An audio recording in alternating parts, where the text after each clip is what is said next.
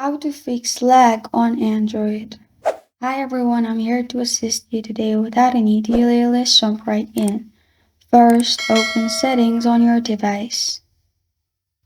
In here, click on Apps and Notifications. Click on See All Apps. You'll find all the lists of apps.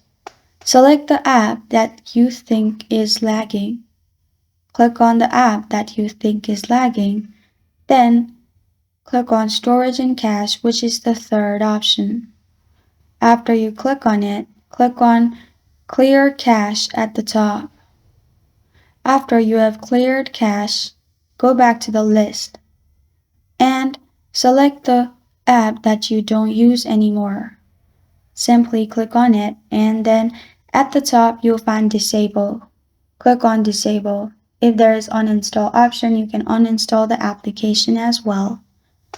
After you have done that, another thing what you can do is open Play Store and click on your profile at the top right corner of your screen.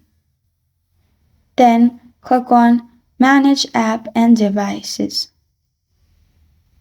After that, in here, you'll find updates available. Click on Update All and update all the devices.